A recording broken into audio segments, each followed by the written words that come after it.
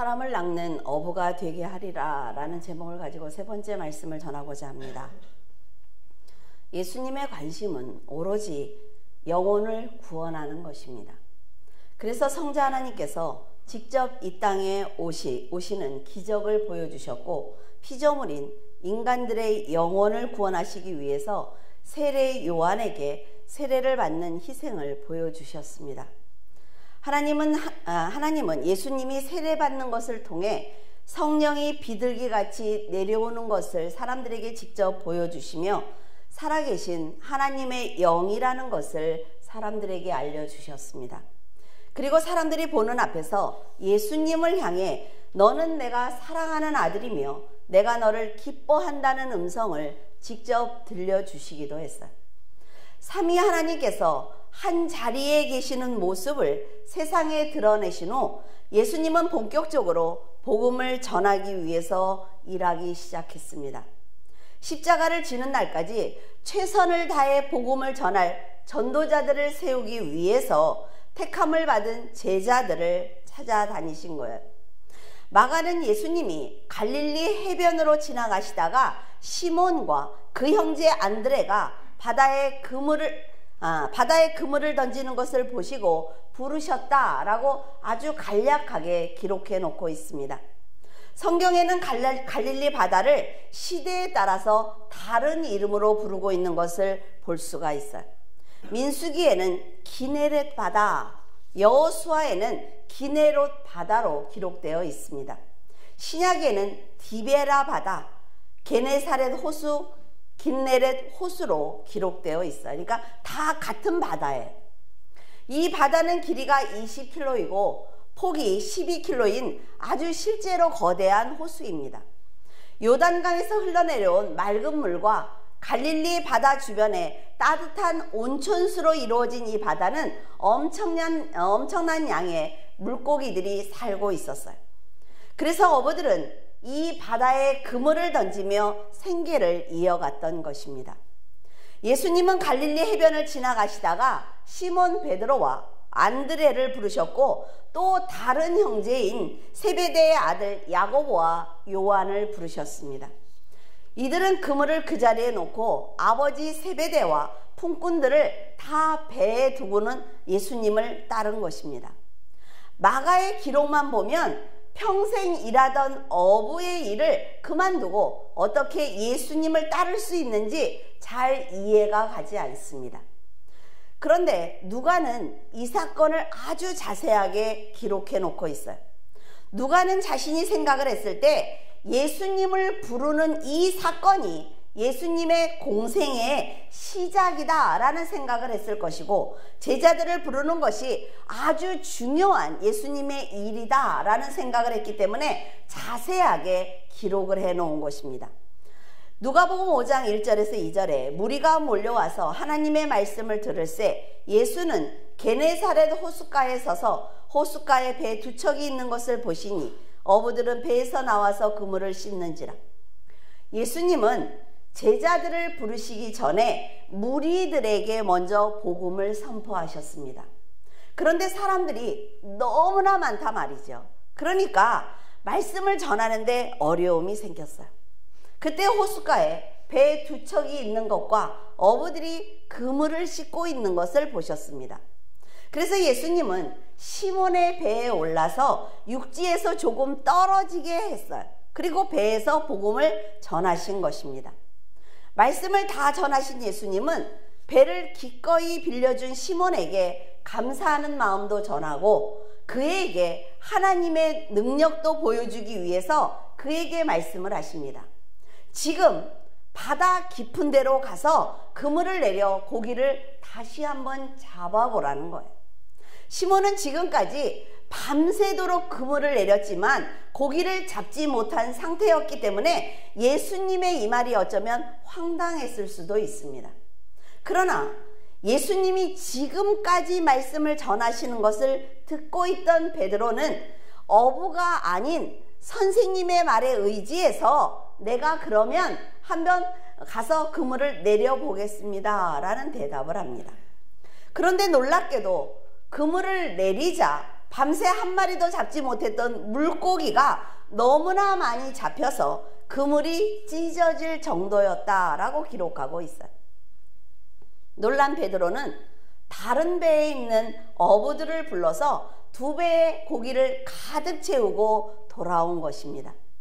자기가 밤새도록 그물을 내려도 잡지 못했던 물고기를 아주 잠깐 동안 2척의 배를 채울 정도로 잡게 되자 그는 예수님이 두렵다는 생각을 했습니다. 그래서 베드로는 예수님의 무릎 아래 엎드려서 주여 나를 떠나소서 나는 죄인입니다 하면서 자신을 떠나기를 간청했습니다. 예수님은 그런 시몬과 베드로 그리고 야고보와 요한에게 말씀하시기를 무서워하지 마라. 이후로는 네가 사람을 취하리라 하시면서 그들을 제자로 부르셨습니다. 이런 기적을 본 4사람은 예수님이 부르자 기꺼이 배를 버려두고 예수님을 따른 거예요. 그들은 예수님을 의심할 여지가 없었습니다. 예수님과 함께 복음을 전한다는 것이 어쩌면 큰 영광이었을 것입니다. 이것이 누가가 이 사건을 기록해 놓은 전부예요. 누가가 이 사건을 이렇게 자세하게 기록을 한 것은 누가는 이방인들을 향해서 전도하기를 원하는 사람이었기 때문에 더 많은 자료와 증언들을 통해 예수님의 행적이 사실이라는 걸 알려주고 싶었을 것입니다. 그리고 그 당시 너무나 가난한 사람들이 많았단 말이죠. 그 가난한 사람들에게 베드로가 이렇게 말씀에 순종하니까 어때? 2배에 가득 찰 정도로 물고기를 잡았지. 이것이 사실이야 라고 얘기를 하면서 희망을 주기 위해서 노력했던 것 같아요.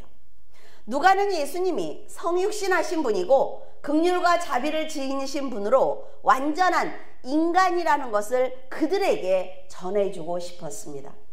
누가복음 5장 5절에 시몬이 대답하여 이르되 선생님 우리들이 밤이 새도록 수고하였으되 잡은 것이 없지만은 말씀에 의지하여 내가 그물을 내리리다 하고 베드로는 밤새 세마포 그물을 내렸지만 물고기를 잡지 못했어요.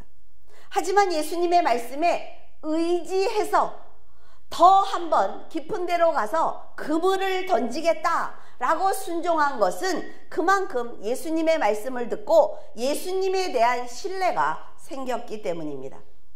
만약 여러분이 어떤 분야에서 최고예요. 그런데 그 분야를 잘 모르는 사람이 자기 나름대로 여러분에게 만약 충고를 했다면 들으시겠습니까?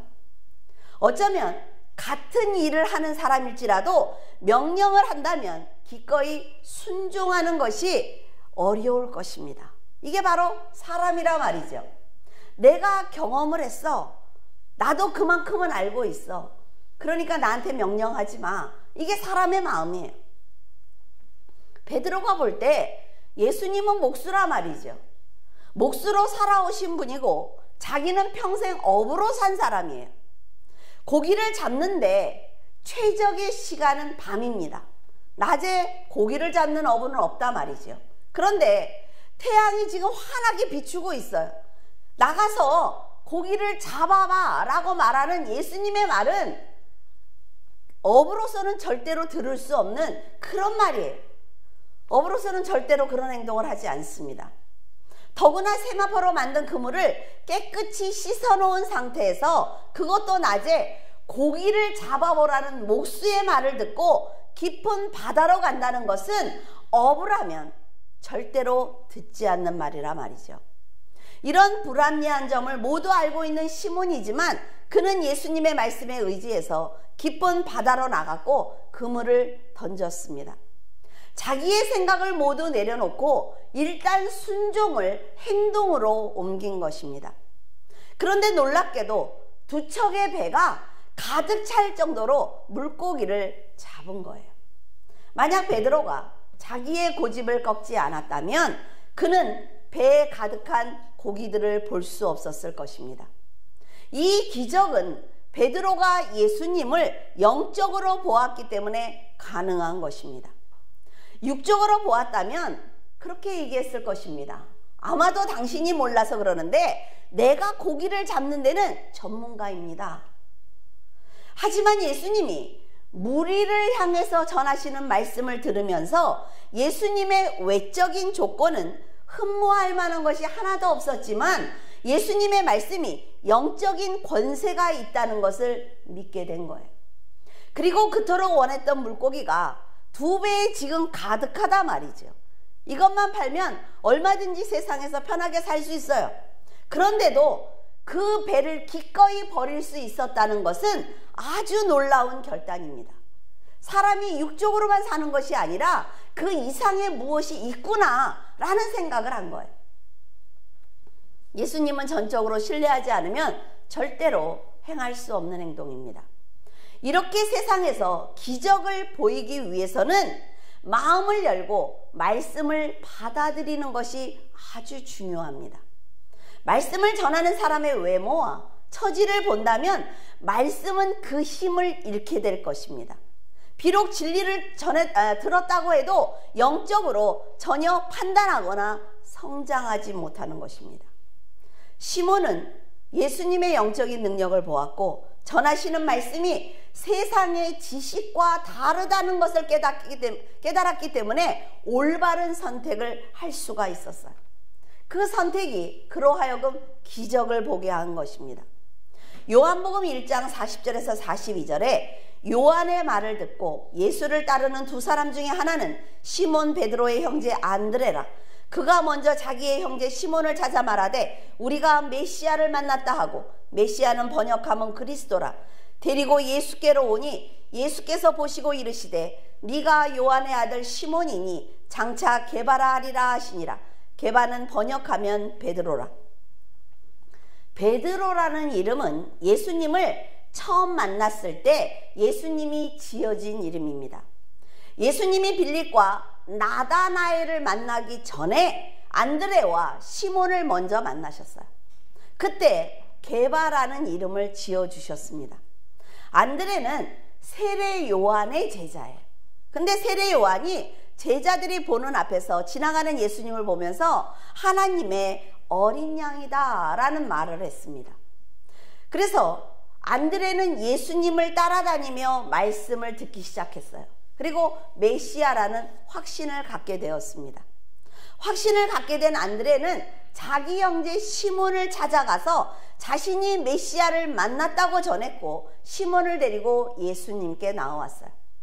안드레의 믿음이 예수님의 수제자인 베드로를 전도한 것입니다.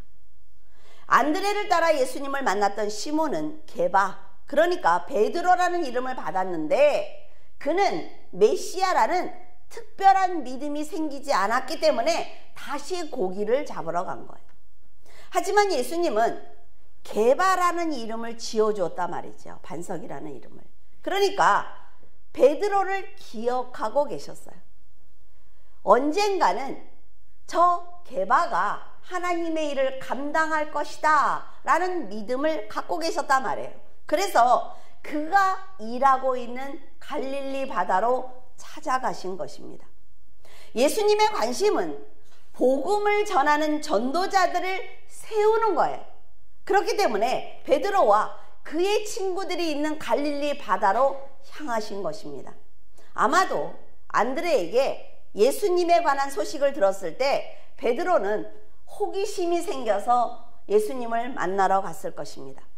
그런데 생각지도 않게 그렇게 유명하다는 예수님이 자기의 이름을 지어주었어요. 하지만 베드로는 예수님께 별 관심이 생기지 않았습니다. 왜냐하면 그는 그를 모르는 사람이에요. 아주 무식한 사람입니다, 베드로는. 그래서 말씀에 관심이 없어서요, 아예. 그러나 지금 2척의 배에 가득할 정도로 세상의 복을 받고도 나는 죄인이니까 자기를 떠나달라는 고백을 하는 것을 보면 이제야 예수님의 신성을 본 것입니다. 베드로는 예수님을 처음 만났을 때 선생님이라고 불렀습니다. 근데 지금은 주여라고 부르면서 예수님의 신성을 인정하고 있어요. 사람이 밤새도록 할 수 없는 일을, 노력해도 할 수 없는 일을 말씀 한마디로 역사하시는 것을 보면서 베드로는 두려웠던 거예요. 복음에 관심도 없었던 베드로가 완전히 달라진 것을 보면 사람은 살아가면서 인생의 전환점을 맞이하는 순간이 반드시 있다는 것을 알 수가 있습니다. 그것이 고난을 통해서 바뀌든 아니면 사람과 환경을 통해서 전환점을 맞이하든 기회는 반드시 있다는 거예요. 그래서 사람들은 사람을 포기해서는 안 되는 것입니다. 끝까지 하나님께서 역사하시는 그날까지 최선을 다해서 그를 위해 기도해야 되는 거예요. 여러분, 사람이 사람을 변화시킬 수 없습니다. 아무리 잘해주고 사랑을 주어도 사람은 절대로 변하지 않아요. 사람의 사랑으로 변하지 않습니다. 그러나 기회는 줄 수가 있어요. 사람이 사람에게. 왜? 하나님이 역사하실 수 있도록 사람이 갖고 있는 그 모든 영적인 지식과 사랑을 가지고 상대에게 전했을 때 그가 마음을 연다면 하나님께서 그 마음을 가지고 역사하시는 것입니다. 여러분들이 기회가 될 수 있도록 도와야 된다 말이죠. 물론 영적인 부분이 믿어지지 않을 때 받아들이는 건 결코 쉽지 않습니다. 그렇지만 그 말씀이 내 삶에서 역사를 하시고 내 소원을 들어주시는 분이 아닐까 하는 생각이 조금이라도 든다면 베드로처럼 순종하는 것이 지혜입니다. 베드로는 평생 업으로 살아온 사람이라 말이죠. 그런 사람이 예수님의 말씀을 듣고 순종을 했을 때 놀라운 지혜를 갖게 된 거예요. 베드로 전서 후서 읽어보세요, 여러분. 정말 굉장히 유식하지 않습니까? 지혜로워요. 그러나 그는 글을 쓸 줄 몰라요. 이것처럼 하나님은 여러분의 인생을 전혀 다른 방향으로 인도하실 수 있는 능력을 가지고 계신다는 걸 믿어야 된다 말이죠. 하나님께서 버리라고 하시는데, 이게 버리라 했어요. 들고 있으면 다른 걸 내가 못 주니까 버려 라고 말씀하셨는데, 이걸 만들기 위해서 얼마나 많은 시간과 정성이 들어갔습니까? 그러니까 내가 이룬 건 이거 하나밖에 없는데 버릴 수 없습니다 라고 말한단 말이죠. 그리고 하나님이 몰라서 그러시는데, 내가 이걸 만든 걸 가지고 이제 이 위에다가 또 하나를 시작할 거니까 하나님은 기다리시라고 얘기한단 말이에요. 이게 사람이에요. 이렇게 머뭇거리다가는 기적을 경험할 수 있는 기회를 놓쳐버리는 것입니다. 여러분, 말씀은 타협이 없습니다. 타협이 없어요. 하나님께서 하라고 하시면 해야 되는 거예요. 하지 말라고 하신 것은 하지 말아야 합니다. 여러분이 생각한 대로 행동한다면 하나님께서도 그래? 네가 이거 안 버리기로 결정한 거지? 그래. 그러면 내가 거기서부터 역사할게. 여러분이 생각하는 거기서부터 역사하시고 거기까지만 역사하신단 말이죠. 나는 여기까지만 순종하겠습니다 라고 말을 하면 하나님께서는 그래, 그러면 거기까지만 나도 도와줄게. 하나님이 여기까지 와야 내가 준비한 걸 너한테 보여줄 수 있어 라고 말씀을 하시는데, 저는 그냥 여기까지만 갈게요. 그럼 그래, 그러면 나도 거기까지만 역사할게. 근데 확실한 거 볼 수 없을 거야. 왜? 여기까지 와야 네가 전체를 볼 수 있거든. 그러면 거기 서 있어. 이게 하나님이 하시는 일이에요. 강권적으로. 왜 하나님이 여러분을 강권적으로 역사해서 여기까지 끌고 와야 돼요? 여러분들이 알고 있는 하나님이 전혀 잘못됐단 말이죠. 그렇게 하시지 않습니다. 베드로처럼 말씀에 의지해서 순종하겠다고 결단을 하면 하나님은 여러분의 인생의 끝을 아세요. 그러니까 끝을 아시고 역사하시는 하나님이 여러분의 삶을 부끄럽지 않도록 도와주시는 거예요. 어쩌면 베드로는 자신의 이름을 지어주신 예수님을 만난 후 계속 머리에서 예수님이 떠나지 않고 생각이 났을 것입니다. 왜 내 이름을 반석이라고 지어주셨을까? 정말 저분이 메시아가 맞을까? 많은 생각을 했기 때문에 예수님께서 배를 빌려달라고 했을 때 기꺼이 내어드릴 수 있었을 거예요. 다시 그물을 내리라고 명령하셨을 때 그래 한번 들어보자 라는 생각을 했을 수도 있습니다. 이처럼 하나님은 누구에게나 갑자기 순종하라고 강요하시지 않습니다. 먼저 만나주시고 마음을 위로하시고 할 수 있다고 사랑과 은혜를 주시며 결단할 수 있도록 기회와 시간을 주시는 사랑이 많은 하나님입니다. 여러분에게도 많은 기회와 경험을 허락하셨을 것입니다. 그리고 지금까지 여러분들이 신앙생활을 하는 지금까지 여러분의 나이만큼 지금 하나님이 인내를 가지고 기다리고 계실 거예요. 그리고 이제는 결단해 보라고 여러분의 마음을 두드리고 계실 것입니다. 맨날 결단만 하지 말고 제가 이번엔 정말 해봐야 되겠다. 그래 오늘부터 아니야 내일부터 맨날 결단만 해 맨날. 그리고 3일이 가는 것도 아니야.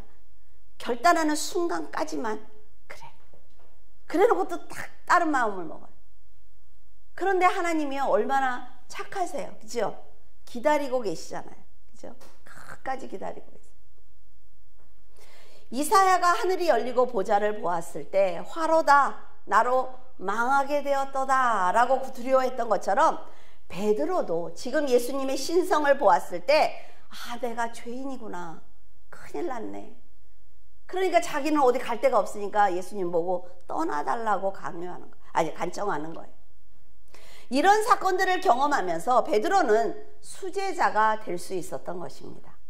누가복음 5장 10절에 세베대의 아들로서 시몬의 동업자인 야고보와 요한도 놀랐습니다. 예수께서 시몬에게 이르시되 무서워하지 말라. 이제 후로는 내가 사람을 취하리라 하시니 예수님이 시몬을 부르시는 과정을 통해서 야고보와 요한이 동일한 경험을 하도록 역사하셨습니다. 야고보와 요한은 예수님과 베드로가 대화하는 그 말을 들었어요.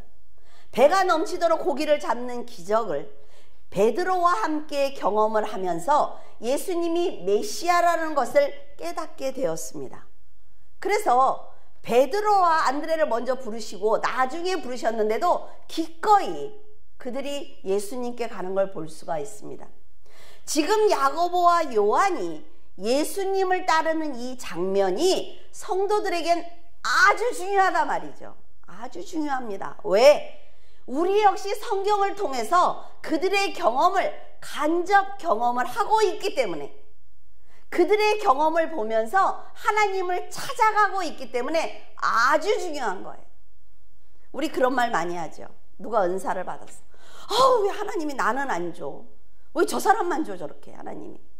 나도 하고 싶은데 이런 말 많이 하죠. 하나님의 역사가 있구나. 저렇게 은사를 받고 하나님의 일을 할 수가 있구나. 그러면 나는 무슨 은사를 받았을까? 이렇게 해서 자기를 돌아보면서 긍정적인 생각을 하는 게 아니라 어머 저 사람이 또 받았대. 어머 저 사람도 받았대. 나는 뭐야? 나는 이렇게 헌신하는데 하나님 나한테 뭐야 이거? 열이면 열 다 이 말을 해요. 저한테 와서. 왜 목사님만 하나님 음성 듣는데요? 목사님 좋겠다. 안 좋아요 여러분. 왜? 책임감이 따른다 말이에요. 책임감이. 안 듣고 열심히 하는 게 좋은 거예요 여러분. 안 들렸다 그러면 그만이잖아. 그렇잖아요. 얼마나 좋아. 잘난 체 하는 것처럼 보이죠. 근데 사실이에요. 얼마나 그 부담감이 큰지 몰라요. 꼭 내가 경험을 해야만 성령 충만하고 다른 성도들이 겪는 고난과 축복 그리고 믿음을 보면서 그래 하나님이 역사를 하시면 저렇게 충만할 수가 있구나. 저 사람이 저만큼 성장을 했네. 그러면 나는 그러면서 함께 그 경험을 공유하면서 함께 성장해 가는 거예요. 고난을 당해봐야 고난이 고통스러운 걸 알면 당해야지요. 그렇지 않습니까? 여러분들이 고난을 당하는 게 두려우니까 여러분들에게 미리 얘기를 해줘요. 안 그런데요? 그 일 안 일어났는데요? 진짜 와가지고 그러면 진짜 다시는 알려주지 말아야 되겠다. 왜 막았을까요, 하나님이? 내가 쟤를 고난을 줄 거야 라고 말씀을 하셨는데 왜 그 사람이 고난을 안 당할까요? 본인이 노력했을 거 아니에요. 그 길로 가지 않기 위해서. 그리고 누군가가 함께 기도했을 거 아니에요. 그럼 감사해야지. 목사님이 알려준 거 틀렸는데요. 아, 다음에는 그래, 그냥 맞는 게 낫겠다. 그래야 크는구나 라는 걸 자꾸 저는 깨달아가는 거죠. 여러분, 쓴 거를 꼭 먹어봐야 쓴 줄 알아요? 어? 꼭 먹으려고 그래. 근데 그거를 너무 안타까운 거예요. 여러분들도 여러분의 자녀들에게 더럽고 쓰고 이런 거 잘 안 먹이려고 하잖아요. 왜 그래요? 아니까. 근데 아이들은 뭐 끝까지 먹으려고 그래. 다 뱉어내는 안 있어도. 제자로 부름을 받은 그들은 이제 세상의 모든 일을 놓고 복음을 배우기 위해서 최선을 다할 것입니다. 예수님의 말씀을 들으면서 하나님의 뜻이 조금씩 이해가 될 거예요. 자신을 희생할 겁니다. 복음을 듣기 위해서, 그리고 전하기 위해서 더 많은 경험을 하기 위해 노력을 할 것입니다. 전도한다는 것은, 특히 공생애를 시작하신 예수님과 진리를 전한다는 것은 결코 쉬운 일이 아니라 말이죠. 그럼에도 예수님께서 그들을 부르신 것은 헌신하며 충성할 수 있는 일꾼이라는 걸 알아보신 것입니다. 우리 교회도 처음 설립을 했을 때 자신을 희생하는 성도가 없었다면 여기까지 절대로 오지 못했을 것입니다. 각자가 맡은 자리에서 최선을 다했기 때문에 교회가 성장을 한 것입니다. 그리고 더 많은 성도들이 말씀으로 함께 할 수 있는 교회로 성장한 거예요. 여러분, 교회가 이만큼 성장을 했을 때 그 성장할 만큼 노력한 사람들이 바닥에 있었단 말이죠. 그 사람들이 시험에 들어서 교회를 나갔든 또 여러분들이 성장을 했든 그 모든 사람들의 노력이 분명히 있었습니다. 하나님은 그걸 기억하실 거예요. 예수님은 기꺼이 제자가 되어준 시몬과 안드레, 그리고 야고보와 요한에게 더 깊은 사랑과 그리고 관심을 가지고 은혜를 베푸셨을 거예요. 세상에서 맺은 인연도 아주 중요합니다. 하지만 영적으로 맺어진 인연은 영원한 천국까지 함께 가는 관계입니다. 그래서 더욱 사랑하고 아껴야 되는 거예요. 바울은 내 사랑하는 형제들아, 견고하며 흔들리지 말며 항상 주의 일에 더욱 힘쓰는 자가 되라 라고 부탁을 하고 있어요. 자신의 필요에 의해서 믿음의 형제들을 이용하는 것이 아니라 자신을 희생하고 베풀며 형제들을 높여주는 사랑을 가질 때 그 하나님도 그런 성도를 높여주시는 것입니다. 한번 여러분들이 해보세요. 나 혼자 아무한테도 얘기 안 하고 기도해보고 나 혼자 아무도 없는 곳에서 헌신해보면 하나님이 어떻게 드러내시는지 한번 경험을 해보세요. 예수님은 제자들을 데리고 갈릴리를 다니면서 천국을 선포하셨습니다. 제자들은 예수님께서 전하시는 천국에 대해서 들었어요. 회개에 대해서, 하나님에 대해서 들으면서 놀랍도록 성장을 한 것입니다. 복음은 들음에서 난다 말이죠. 예수님에 대한 소문을 들은 사람들은 말씀을 듣기 위해서 몰려들었고, 병들어서 고통을 당하는 사람들도 모여들기 시작을 했습니다. 그 중에는 귀신 들린 자도 있었고 간질하는 자와 중풍병자들도 있었습니다.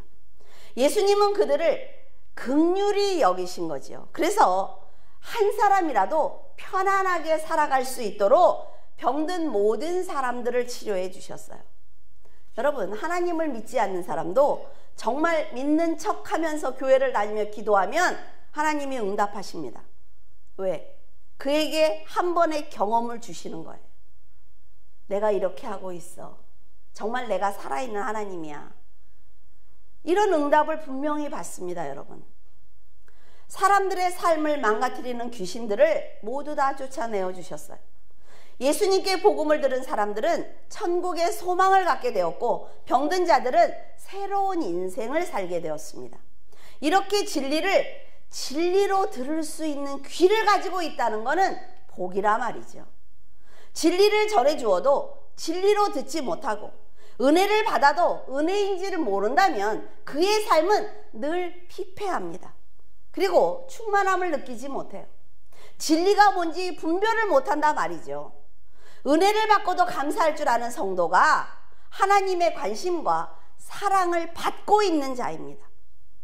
하나님께서 더 많은 능력과 사명을 맡기는 성도가 되는 거예요. 빈 그물을 싣고 있던 시몬의 마음은 굉장히 어두웠을 것입니다.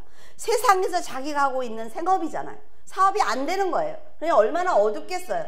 근데 예수님께서는 인간의 한계를 뛰어넘어 그물 가득 물고기를 채워주십니다. 여러분이 아무리 노력을 해도 실패했을 때에는 하나님께 나와서 말씀을 들어야 돼요. 그리고 진심으로 하나님께 기도해야 합니다. 그래야 하나님께 응답을 받아요.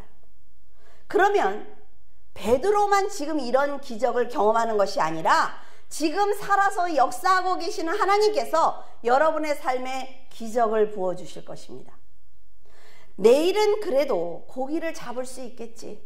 그래도 내일은 내 사업이 좀 열리겠지. 내일은 내 생활이 뭐가 열리겠지 라는 생각을 하면서 늘 빈 그물만 쳐다보고 있으면 여러분 기적은 절대로 오지 않습니다. 예수님께서 말씀을 전할 수 있도록 배를 빌려드리는 거예요. 그리고 말씀을 의지해서 깊은 바다로 나아갈 때 하나님이 동행해 주시는 것입니다. 그 깊은 바다까지 베드로 혼자 가지 않았단 말이죠. 세상의 문제를 해결해 주기 위해서 그 흩어져 있는 물고기들을 모아주시는 거예요. 여러분 세상에 나가서 여러분이 살아가실 때 사회생활을 하든 사업을 하든 하나님이 사람을 만나게 해주셔야 돼요. 그리고 그 사람들의 마음을 만져줘야 됩니다. 그리고 하나님이 그 환경과 시간을 정해주셔야 돼요. 그래야 살아요 여러분. 아니 하루라도 더 나가서 빨리빨리 더 뛰어야지 무슨 얘기를 하는 거예요. 그러시겠죠? 여러분들이 저녁에 오셔서 기도하시고 내일 하나님 사람을 만날 수 있게 해달라고 기도하고 이 모든 환경을 풀어달라고 기도해야 쉽다 말이죠. 여러분들이 물론 해결할 수 있습니다. 해결할 수 있어요. 그러나 안전하지 않습니다. 그래서 하나님의 말씀을 듣고 믿음으로 결단하는 것이 먼저라 말이에요. 말씀을 듣고 읽을 수 있는 기회를 받은 여러분은 복 있는 사람들입니다. 이 축복을 축복으로 만들며 살아가는 것이 여러분들의 몫이에요. 그 결단을 보신 하나님께서 모든 것을 도와주실 것입니다. 하나님께서 도와주시기 위해서 귀를 기울이고 계신 이때 천국에 도착하는 그날까지 보호하시기 위해서 여러분과 함께 동행하고 있는 이때에 하나님께 감사하는 마음으로 살아간다면 하나님께서는 여러분을 반석 위에 세워주실 것입니다. 여러분들의 이름을 다 개바로 바꿔주실 거예요. 여러분 하나님께서는 천지를 창조하셨고 여러분을 창조하신 분입니다. 그래서 하나님은 모든 것을 알고 계시며 여러분의 미래 또한 책임지기 위해서 여러분이 하나님을 돕는 믿음을 갖기를 원하고 계세요. 무슨 얘기인지 알겠습니까? 우리도 어린아이들한테 그러잖아요. 나는 얘를 돕기 위해서 내 인생을 바쳤어요. 근데 이 꼬맹이들한테 뭐래? 엄마를 좀 도와줘. 뭐예요? 가르치는 거예요. 여러분들이 하나님을 돕는 믿음을 갖기를 원하고 계십니다. 하나님은 모든 걸 알고 계세요. 그래서 여러분들이 돕는 믿음을 갖기를 원하면 내가 복을 받는 믿음을 갖는 게 아니에요. 내가 하나님을 돕고 하나님의 말귀를 알아듣는 그런 성장한 사람으로 살아가기 위해서 노력하면 기꺼이 세상과 사탄과 싸워주실 것입니다. 여러분의 죄를 탕감하실 것이며 미래를 밝히 인도하실 거예요. 그런 하나님께서 지금 기다리고 계시는데 그런 주님께서 여러분의 이름을 불러주고 계시는데 망설일 이유가 조금도 없다 말이죠. 여러분 하나님께서 말씀하고 계십니다. 내가 너희들을 어떻게 인도할 거야? 라고 말씀을 하실 때 여러분들은 반드시 이 안을 가지고 있어야 돼. 아, 내가 하나님의 말씀대로 살면 하나님이 이렇게 역사하시겠구나. 내가 살아봐야지. 그런데 여러분들의 계획을 이 안을 갖고 있어요, 항상. 그러면 하나님이 이렇게 말씀하셨는데 이대로 해야지 믿음이지 어떻게 이 안을 가지라고 하십니까? 믿음 없는 것 아니에요? 어떤 분은 저한테 이렇게 얘기를 하더라고요. 아니요. 이 안을 갖고 있어야 됩니다. 이 안을 내가 못했을 때 바로 이 안으로 넘어가야 돼요. 그런데 이것이 믿음을 떠난 계획이냐? 아니요. 우리는 하나님이 시키는 대로 잘 못해요. 그래서 내가 할 수 있는 최선의 믿음의 행위, 계획을 이 안을 항상 갖고 있어야 돼. 그래서 일 안을 하다가 반밖에 못했어요. 그러면 내가 조금 이 안으로 최선을 다하지만 이 안으로 넘어가서 이 최선을 다할 때 하나님께서 그래 일 안도 깨달았지? 그러면 내가 이 안을 네가 가지고 최선을 다할 때 내가 이거 두 개를 가지고 네가 성장할 수 있도록 너를 바꿔줄게. 이게 하나님의 계획입니다. 아시겠어요? 젊은 사람들 절대로 잊으면 안 돼요. 그래, 목사님이 이렇게 하라고 그랬어. 그것만 해. 그러다가 자기가 못해. 그래서 계획이 틀어졌어요. 그럼 그대로 멘붕이 오는 거죠. 뭐지? 생각 없이 사는 사람이란 말이에요. 그래서 반드시 이 안을 준비하면서 어떤 문제를 만나든 이 안을 준비해 놔야 돼요. 회사에 나가서 마찬가지고 친구들 그리고 내 인생을 사는 것도 마찬가지예요. 생각 없이 살면 안 된단 말이죠. 여러분이 하나님의 곁으로 달려가기를 바랍니다. 그리고 구원의 역사에 동참하기를 바라요. 그러면 하늘의 은혜로 평안한 삶을 살 수가 있어요. 언제나 영혼 구원을 위해서 전도자를 부르실 때 기꺼이 순종하는 성도가 되시기를 예수 그리스도의 이름으로 축원을 드립니다. 기도하겠습니다. 할렐루야. 살아서 역사하신 하나님, 은혜를 감사를 드립니다. 주님께서 직접 제자들을 찾아 갈릴리 바다로 가시는 것을 볼 수 있습니다. 그리고 그들에게 직접 말씀하시는 것이 아니라 무리들을 향해서 복음은 이것이라고, 천국은 이런 곳이라고, 너희들이 회개하기를 원한다고 제자들의 마음을 두드리셨습니다. 그 말씀을 들은 베드로는 주님 앞에 결국 무릎을 꿇었습니다. 하나님, 저희들에게 이런 지혜가 있습니까? 나는 하나님을 모른다고, 하나님께서 내 인생을 어떻게 인도하실 수 있느냐고 저희들은 그런 생각을 가지고 내가 필요한 것만 당신은 나에게 주면 된다는 기도를 드리고 있습니다. 더 이상도 필요 없다고, 나는 세 걸음을 가고 싶은 것이 아니라 내일 한 걸음만 가고 싶으니까 세 걸음의 역사를 하지 말고 내 말대로 한 걸음의 역사만 하라고 저희들은 하나님께 그렇게 기도하고 있습니다. 차라리 무릎 꿇어 하나님, 제가 어떻게 하기를 원하십니까? 하나님, 제가 하나님의 뜻에 어떻게 행동하기를 원하십니까? 차라리 묻는 지혜로운 자들이 되기를 원합니다. 차라리 주님 앞에 무릎 꿇어 겸손하게 나는 할 수 없사오니 주님께서 데려다 놓는 곳이 바로 하나님이 원하시는 곳이며 하나님께서 말씀하시는 그 말씀이 제가 원하는 말씀이라고 겸손하기를 원합니다. 하나님 아버지, 저희들은 날마다 세상을 향해 그물을 던집니다. 그러나 언제나 빈 그물을 가지고 하나님 눈물을 흘리는 가운데 있습니다. 이제는 주님의 말씀을 듣기를 원합니다. 그리고 하나님께서 나에게 무엇을 원하시는지 성경을 읽어보기를 원합니다. 깨달음을 가지고 무릎 꿇어 기도할 때 하나님께서는 또 다른 문제를 같이 해결해 주실 것입니다. 하나님께서 이렇게 기다리고 계시는데 저희들은 아직도 내 생각대로 움직이는 가운데 있습니다. 하나님 도와주시옵소서. 세상은 너무나 빨리 달려가는 가운데 있습니다. 그 세상을 쫓아가기 위해서 달려가다가는 하나님을 놓칠 수도 있습니다. 아버지 하나님, 저희들에게 지혜와 명철을 주시고 가는 모든 곳에 하나님과 함께 동행하며 하나님께서 상대를 하나님께서 움직여 주시며 저희들이 만나는 모든 문제를 하나님께서 해결하시며 세상의 고난과 악한 사람들을 만났을 때 하나님께서 뛰어넘을 수 있도록 저희들을 도와주시옵소서.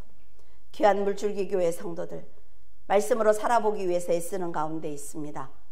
아버지 하나님께서 가난과 병마와 귀신 들린 모든 자들을 고쳐주신 것처럼 하나님께서 이 시간도 역사하여 주시옵시고 저희들의 간절한 기도를 들어주셔서 당당하게 세상에 나가서 복음을 전할 수 있는 귀한 성도로 살아갈 수 있도록 도와주시옵소서.